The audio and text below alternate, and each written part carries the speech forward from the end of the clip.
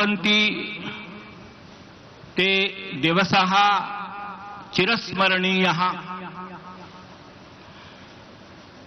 येषु दिवसेषु एवं विधानां परिव्राजकानां महात्मनां तपस्विनां अमृतमयानि वचनानि अस्माभिः कर्णगोचरी क्रियन्ते। वयं सर्वेपि जानीमः वर्तमान काले संस्कृतस्य कोऽपि अभ्युदय कालः, उन्मेष कालः, स्वर्णिम कालः यत्र तत्र सर्वत्र दरीदृश्यते। तत्र संस्कृत विषय, वेद विषय, योग विषय, आयुर्वेद विषय अथवा ये खलु प्राचीनः विषयः वर्तन्ते। भारतस्य यः खलु अमृत विद्याः सन्ति, तत्र अस्य गुरुकुलस्य स्थानं सर्वोपरि वर्तते। नास्ति अस्मिन् विषये कोऽपि संशयः। अस्य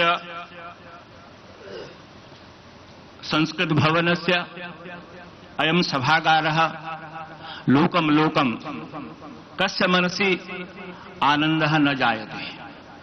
अहं यत्र तत्र विभिन्नेषु विश्वविद्यालयेषु गच्छामि, तत्र संस्कृत विभागस्य दुर्दशां विलोक्य अस्माकं मनांसि दूयन्ते। तत्र मलिनतायाः साम्राज्यं, तत्र यः आसन्दिकः सः न जाने कस्य कालस्य तत्र संस्थापिताः सन्ति। यदा वेद भगवान् कथयति अहं भूमिम् अददाम् आर्याय मया इयं वसुधा इयं विश्वम्भरा इदं निखिलमपि ऐश्वर्यं तेषां कृते समर्पितम् अस्ति येषां जीवनं श्रेष्ठम् उच्च विचार परिपूर्णम् ज्ञानाधारितम् विविध विद्या विलसितम् ते जनः रमणीयेषु स्वच्छेषु भवनेषु विश्वविद्यालयेषु उपविश्य ज्ञानार्जनं कुर्वन्तु, विद्याध्ययनं कुर्वन्तु, गवेषणेन किमपि नूतनं समाजाय प्रयच्छन्तु इत्येवस्ति अस्माकं पूर्वजानां सन्देशः। तं मनसि निधाय अयं सभागारः महर्षि दयानंद सभागार इति नाम्ना अत्र एतेषां महताम् आचार्याणां समुपस्थितौ लोकार्पणेन सर्वेषां पुरस्तात् आनन्दवर्षां करोति। अहमपि पुनः पुनः भूयो भूयः समुपस्थितानां सर्वेषामपि स्वागतं व्याहरन् विरमामि। श्रद्धेय आचार्य बालकृष्ण जी, हम उनका इस पावन भूमि में संस्कृत भवन में संस्कृत विभाग में बहुत बहुत हार्दिक स्वागत अभिनंदन करते हैं और उनसे प्रार्थना करता हूं कि आकर के अपने आशीर्वचन से हम लोगों को प्रोत्साहित करें। श्रद्धेय आचार्य। इस पवित्र मंच पर विराजमान परम श्रद्धेय वंदनीय भारतीय संस्कृति सनातन परंपरा के जीवंत रूप आचार्य महामंडलेश्वर श्रद्धेय स्वामी अवधेशानंद गिरि जी महाराज, जो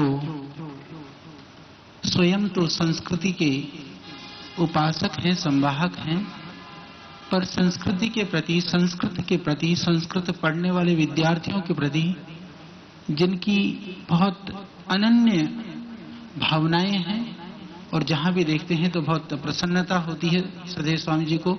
शायद आज उस आनंद का लाभ यहाँ पर भी श्रद्धेय स्वामी जी को प्राप्त हो रहा है, क्योंकि बहुत व्यस्त रहते हैं तो भी यहाँ पर उपस्थित हैं। सभी गुरुतुल्य हैं, सभी वंदनीय हैं, सभी पूज्य हैं।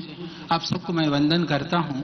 जहाँ तक संस्कृत की बात करें हम, यह भी एक अच्छा कार्यक्रम है। सभागार के उद्घाटन के रूप में 7 दिन का यह संस्कृत का कार्यक्रम है, यह आयोजन है, जहाँ भी संस्कृत के लिए काम होता है, संस्कृति की बात होती है, योग और आयुर्वेद की बात होती है, दुनिया में कहीं भी होती है, वो हमको अपना सा लगता है कि हमारी ही बात सब जगह हो रही है। यह अनुभूति और यह अंदर की जो भावना है, शायद इसका कारण मुझे ऐसा लगता है कि उस संस्कृति और संस्कृत के परिवेश में पलने का और बढ़ने का मौका हमको परमात्मा की कृपा से प्राप्त हुआ, तो वह हृदय में सततः सदैव विद्यमान रहता है। वह कभी पुरातन नहीं होता है, अपितु तो जहाँ जहाँ इस तरह के दृश्य दिखाई देते हैं वह नूतन और भी नूतन होता जाता है। आज हम जो कुछ भी कर पा रहे हैं, हम ऐसा ही मानते हैं कि हमारी भारतीय सनातन वैदिक संस्कृति और वह संस्कृत की ही शक्ति है कि आज कुछ अंश में भी यदि हम देश के लिए, समाज के लिए, राष्ट्र के लिए कुछ कर पा रहे हैं तो आप सबको मैं वंदन करता हूं। यहाँ बहुत बोलने जैसा कुछ नहीं है, पर कर्म की बात करूं तो मैं इतना ही कह सकता हूं, सभी संस्कृत के, चाहे वह प्राध्यापक हों, चाहे शोधार्थी हों, चाहे विद्यार्थी हों, आप सभी लोग इस रूप में अपने आप को सौभाग्यशाली समझिए। दुनिया में दुनिया की विधा से दुनिया की चीजें तो आपको ज्यादा मिल सकती है, पर अंतर की संतुष्टि कभी भी नहीं मिल सकती है यदि उसके हृदय में संस्कृति और संस्कृत नहीं है तो। इसलिए हम सौभाग्यशाली हैं। वह सेकेंडरी है, भौतिक पदार्थों की प्राप्ति, परंतु सारा संसार में मिल जाए, अंदर की तुष्टि न हो तो सारे पदार्थ व्यर्थ हैं। इसलिए हमारे पास दुनिया की वह चीज हमारे पास है जिसको पाने के लिए पूरी दुनिया सब कुछ लुटाने के लिए तैयार है, इसलिए हम सौभाग्यशाली हैं। तो इस शक्ति को, इस ऊर्जा को, इसकी महत्ता को आप समझिए। कभी कभी ऐसा होता है हमारे पास बहुमूल्य चीजें तो होती हैं, पर हम उसकी महत्ता को नहीं समझ पाते हैं। जब नहीं समझ पाते हैं तो हम इधर उधर ढूंढने का प्रयास करते हैं। तो इसलिए हमारे शास्त्रों में, हमारे ऋषियों ने पहले से ही, प्राचीन काल से ही सामान्य रूप से यथा पिंडे तथा ब्रह्मांडे, यदि इसकी आपको अर्थ करना चाहे तो ये सामान्य सा है। दुनिया में जिसको तलाशते हो तुम्हारे अंतस में है, उस अंतस को भी वही पहचान पाएगा जो संस्कृति और संस्कृत से जुड़ा हुआ है। तो आज धीरे धीरे दुनिया लौट रही है, उनको आना होगा। जब बहुत भटक जाता है ना आदमी, तो फिर वो भटकने के बाद में, जब भटक रहा होता है, तब कभी कभी उसको लगता है कि मैं भटक नहीं रहा हूं, मैं सही रास्ते पर हूं। जब सही में उसको दिखता है कि अब रास्ता अवरुद्ध होने वाला है, तो फिर वो लौटना शुरू कर देता है। तो लौट करके अब पुनः सारी दुनिया उस ओर आ रही है। उसका उदाहरण, क्योंकि मैं ये मानता हूँ, मैं वहाँ से हर रोज निकलता हूँ, तो पहले मैं हर रोज गुरुकुल कांगड़ी जो फार्मेसी है उसका दर्शन करता हूँ, गुरुकुल का, फिर पतंजलि पहुँचता हूँ। तो मैं यही सोच रहा था, आयुर्वेद की आज पताका ठीक है दिग्दिगांतर में फैली, पर उसकी शुरुआत के रूप में यदि राष्ट्रीय स्वरूप में किसी ने काम शुरू किया था तो स्वामी श्रद्धानंद जी ने किया था, गुरुकुल कांगड़ी फार्मेसी के रूप में किया था। और मैं आपकी जानकारी के लिए बताना चाहता हूँ, मैं बिल्कुल छोटा सा था, उससे मैं शिक्षक छठी कक्षा में ही गुरुकुल पहुंच गया था, पर गुरुकुल का अर्थ क्या होता है मुझे पता नहीं था। पर उससे पहले मैंने गुरुकुल कांगड़ी चाय देखी थी, तो मुझे था कि ये जहाँ चाय बनती है उसी की कोई आसपास की जगह होगी, मुझे ऐसा लगता था। ये मैं अपनी बात बता रहा हूँ। तो वह गुरुकुल शब्द से जहाँ हमारी गुरुकुलीय परंपरा का पता चला, वहाँ फार्मेसी ने एक गुरुकुलीय जो आयुर्वेदीय विधा को लोगों तक पहुंचा करके एक स्वरूप प्रदान करने का कार्य किया। और सभी गुरुकुल के लोग बैठे हुए हैं। मैं तो ये कहता हूँ इस फार्मेसी को भी हमको जीवित करना चाहिए, क्योंकि कई बार एक दूसरे की पूरक होती हैं चीजें। आज आयुर्वेद से योग बढ़ रहा है, योग से आयुर्वेद बढ़ रहा है। इसी तरह से यदि हम सर्वांगीण रूप से इस कुल भूमि को, पुण्य भूमि को पूरे विश्व पर पुनः उस वैभवशाली स्वरूप में लाना चाहते हैं, क्योंकि कई लोग कहते हैं कि एक संस्था का शैशव काल होता है, यौवन काल होता है, फिर वृद्धत्व होता है, पर मैं ऐसा मानता हूं कि यह गुरुकुल वो कभी वृद्धत्व को प्राप्त नहीं हो सकता है। पुनः हम इसके शैशव और यौवन को लौटा सकते हैं यदि इस संकल्प को लेकर के हम आगे बढ़े तो। क्योंकि हम जो कुछ भी करते हैं, ये एक बड़ी सी बात थी। निर्वचन करते हुए अभी आचार्य वामदेव जी हमारे बता रहे थे कि हम कहते हैं कि संस्कृत देव वाणी है, ये बात सही है, देवों की वाणी है, परंतु संस्कृत जानने से आदमी देव बन जाता है, ये बड़ी बात है। क्योंकि मैं यही सोच रहा था कि यदि आप देखेंगे कि संस्कृत पढ़ने वालों में से कभी भी बहुत हल्के से शब्दों में कहूं कि धोती पहना हुआ आदमी खड़ा खड़ा लघु शंका करता हुआ आपको नहीं दिखाई देगा। एक इससे छोटा क्या उदाहरण हो सकता है? पैंट शर्ट खड़ा खड़ा दिखाई देगा। ये संस्कृति की ताकत है, हम इसको समझें। ये एक छोटी सी बात नहीं है।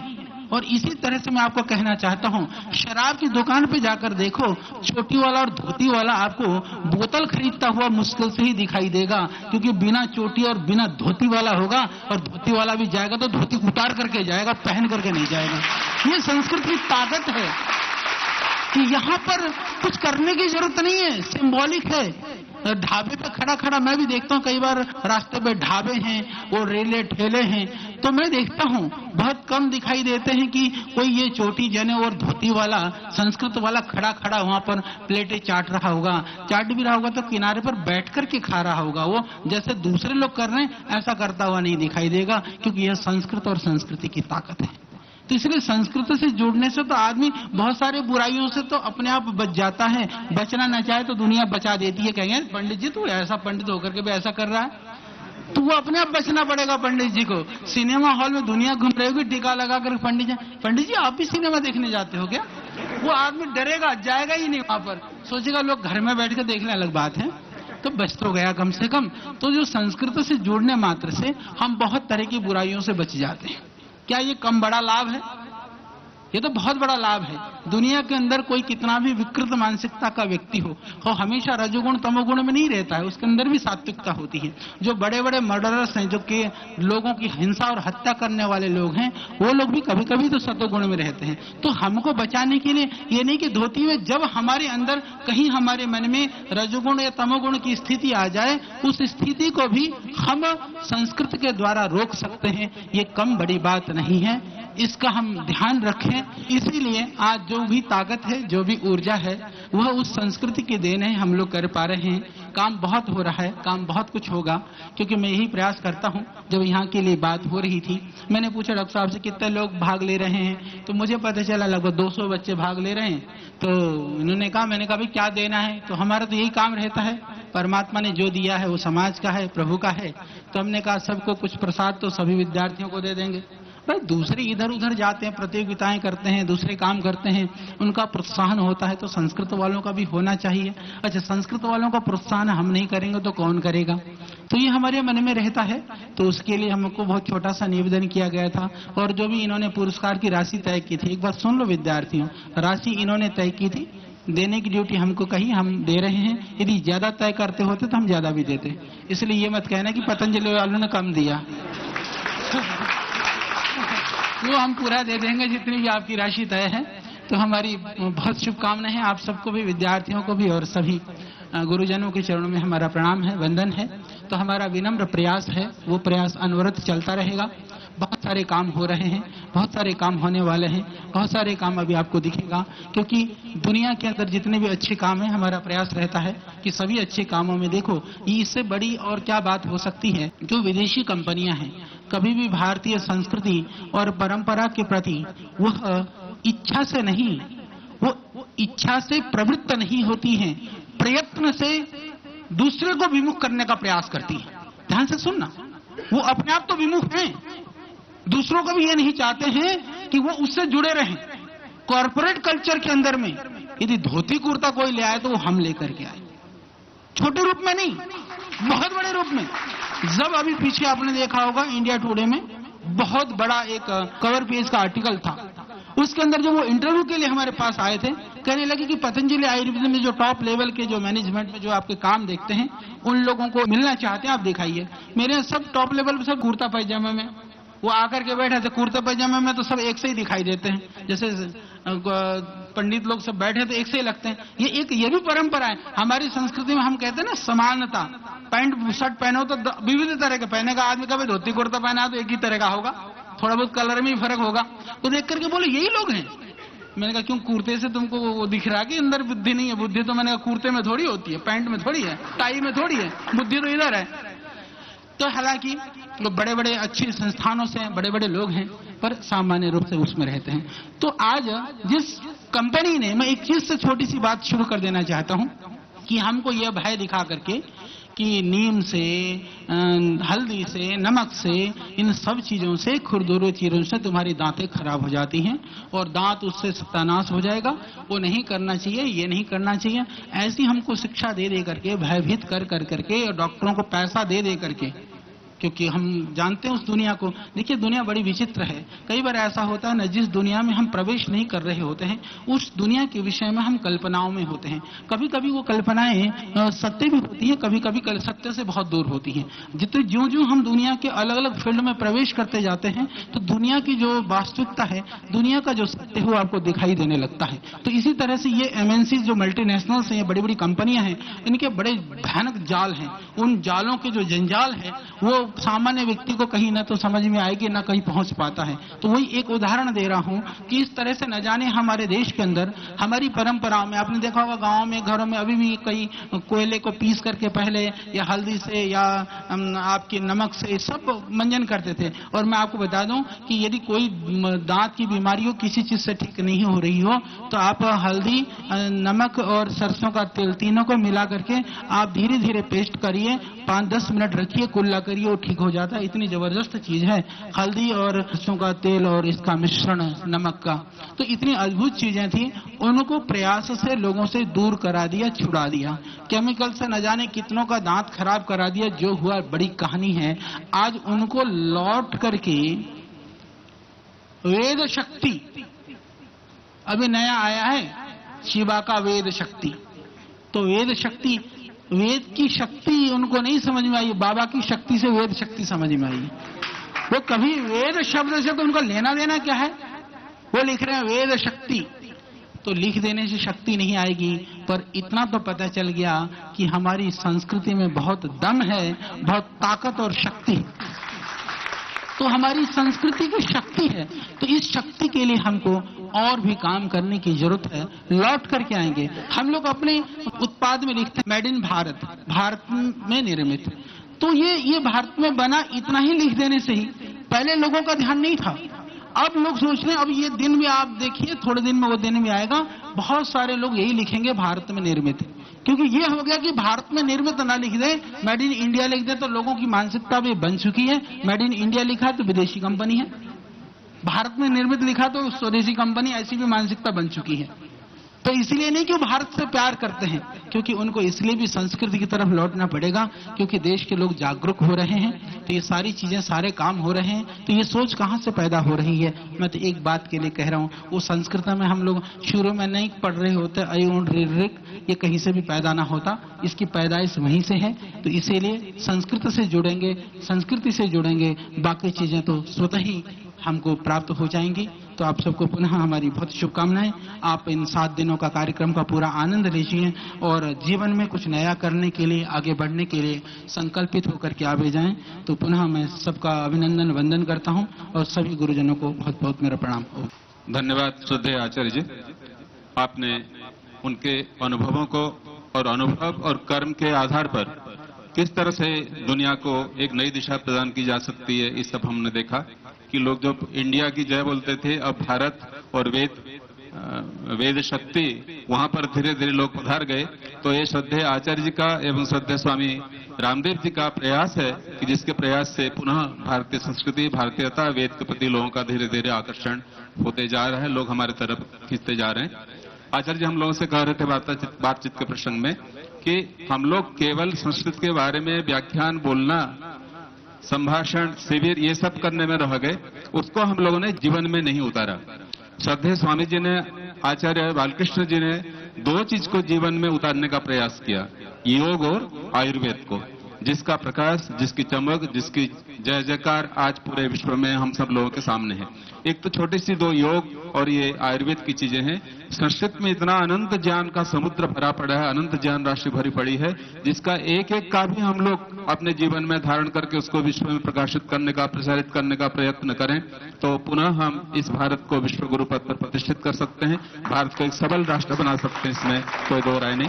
आचार्य जी ने अपने बहुत व्यस्त समय से हम लोगों को अपना समय दान दिया, ये मैं उनका बहुत बहुत हार्दिक धन्यवाद ज्ञापित करता हूँ। इसके बाद हमारे मध्य मुख्य अतिथि के रूप में श्रद्धेय स्वामी महामंडलेश्वर पूज्य स्वामी अवधेशानंद जी गिरी महाराज विराजमान हैं।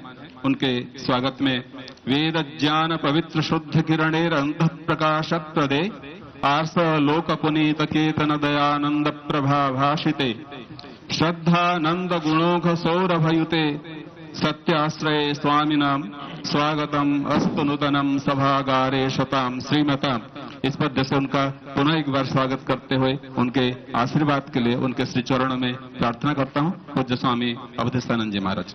कल्याणी धर्म अध्यात्म धरा गंगा तेरे गुरुकुल कांगड़ी का ये सारस्वत परिसर संस्कृत सप्ताह के अनंतर आयोजित इस नूतन परिसर के लोकार्पण काल में मेरे दक्षिण पार्श्व में बैठे आधुनिक चरक हमारे अत्यंत आदरणीय परम सम्माननीय आचार्य बालकृष्ण जी, जिनके पास विद्या विनय विभूति वैदुष्य व्यवहार कौशल और अनथक श्रम साधना विद्यमान है, ऐसे लाखों साधकों के प्रेरणा स्रोत पातंजल समूह की सुषमणा और वहां के मेरुदंड, वहां के सभी स्वप्न योजनाएं और विधाओं की जो रचना धर्मिता है, सृजनशीलता है, जो वहां की उत्पादकता है, उस सब की कोई अगर नाभिकीय सत्ता है व्यवहार की, जो आज वो दृश्यमान है विद्यमान है, उस सब की कोई व्यवहार सत्ता और कोई एक नियामक शक्ति, ऐसे आदरणीय हमारे आचार्य बालकृष्ण जी, जिन पर अभी और आने वाले काल में अनेक शोध होंगी, न केवल उन पर, पूज्य स्वामी रामदेव जी पर भी। तो सद्भाग्य से जो हमें सहज उपलब्ध है ऐसे हमारे आदरणीय बालकृष्ण जी महाराज। पूज्य बालकृष्ण जी आचार्य जी ने पूरी एक दिशा दी और उन्होंने कहा जो कुछ भी यहाँ श्रेष्ठ है, पवित्र है, दिव्य है, महनीय है, उसका मूल संस्कृति संस्कार भारतीय संवेदनाएं और संस्कृत है। जो कुछ भी यहां उत्कृष्ट है, महनीय है, उदात्त है, जो कुछ भी यहां वैसा है जिसमें अभ्युदय और श्रेयस के सूत्र विद्यमान है, तो वह देव भाषा जिसमें माधुर्य है, पावित्र है, लालित्य है, जो कठिन नहीं, क्लिष्ट नहीं, और जो सहसा हमें ईश्वर और उसकी सत्ता से जोड़ती है भाषा, वह भाषा।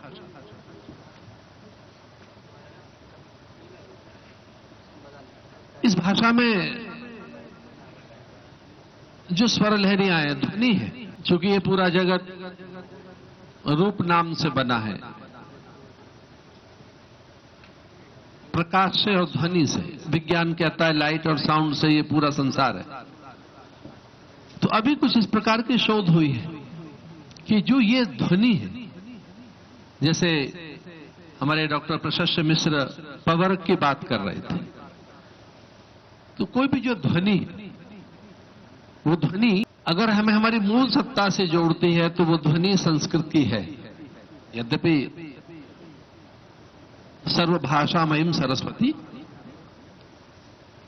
पर एक जीवन का माधुर्य है जिसे हम ढूंढ रहे हैं, कोई रस, वैसी स्फूर्ति, वैसी सामर्थ्य, वैसी शक्ति, वो इस भाषा से भी सहसा स्फूर्त होती है। आदरणीय आचार्य जी का तो बड़ा ध्यान है देह पर, उसकी कोशिकाओं पर, ऊतकों पर, या कि जो देह में है। पर अभी ये एक नई शोध आई है कि लगभग हमारे शरीर में 1 ट्रिलियन सेल्स हैं और वे सारी कोशिकाएं कुछ सुनने से भी कई बार चैतन्य होती हैं। वे कोशिकाएं, वे नाड़ियां जो मृतप्राय है या जो सुप्त है या जो कभी चैतन्य नहीं हुई, तो पूरे स्वास्थ्य के लिए, जिसको मैं ऐसे कहूं एक पंक्ति में कि मति और गुण धर्म प्रकृति, काय कलेवर, रस, चेतना, द्रव्य, जो कुछ हमारे शरीर में है, ये काय कलेवर, द्रव्य, चेतना, रस, मन, बुद्धि, चेतना, गुण धर्म प्रकृति, जो कुछ भी है, ये सुनकर भी कई बार ये सब चैतन्य हो जाते हैं। दृष्टि और दिशा जहां से मिलेगी वो जगह गुरुकुल है। और उसके इस नूतन भवन के लोकार्पण काल पर मेरी बहुत बहुत शुभकामनाएं। महर्षि पतंजलि का जो सहयोग मिला है वो मेरा भी सहयोग माना जाना चाहिए, क्योंकि हम भी पतंजलि के हिस्से हैं। तो क्योंकि पतंजलि के पास चारों प्रकार के सहयोग हैं, धर्म भी है, अर्थ भी है, और काम से आशय जगत के उत्कर्ष से लेना चाहिए, और मोक्ष भी। तो अगर सहयोग में, सहायता में कोई अग्रणी रह सकता है तो उनके आगे कोई नहीं रह सकता। और ये मुझे बहुत भीतर से पता है कि जो कुछ भी एक साम्राज्य है वो 100% दान के लिए है, सेवा के लिए, सहयोग के लिए। That is the 100% charity. जो कुछ है वो सारा का सारा सहयोग के लिए है। वो भले ही वो पतंजलि के नाम से हो, तो हवा, अग्नि, ये जो कुछ अंबर, अग्नि, जल, वायु दे रहे हैं वो चैरिटी तो है। एक वृक्ष क्या नहीं कर रहा है, उसकी गोंद, छाल, छाया, वलकल, हरितिमा, गंध, सुगंध, जो कुछ भी है वो सब और क्या है, सहयोगी तो है, चैरिटी तो है। तो जिस तरह से एक वृक्ष दे रहा है, जिस तरह से नदिया का नीर है, जिस तरह से अंतरिक्ष और आकाश से जो कुछ भी है, पवन और प्रकाश के रूप में, धरा की गंध के रूप में, वो पूरी तो चैरिटी है, वो पूरा ही तो न्यास है। इसलिए जो इतना पाकर भी अब वो जो चैरिटी की उनकी प्रकृति बनी है, ये आज नहीं बनी, बहुत पहले से है। और ये भी जो लौटाने की जो आज उनके पास आई है बात, धर्म, अर्थ, काम और मोक्ष के रूप में, ये सच में ही गुरुकुल से मिली है। इसलिए स्थान स्थान पर गुरुकुल बने और वहां पर संस्कृत का प्रकाशन हो या वो उसका अध्ययन अध्यापन हो, तो सच मानिए जीवन बन जाएगा। बस अंत में ये बात कहते हुए कि विद्या 4 चीज चाहती है, अध्ययन, अध्यापन, अभ्यास और व्यवहार। वो चारों चीजें गुरुकुल से ही जीवित की जा सकती हैं। बहुत बहुत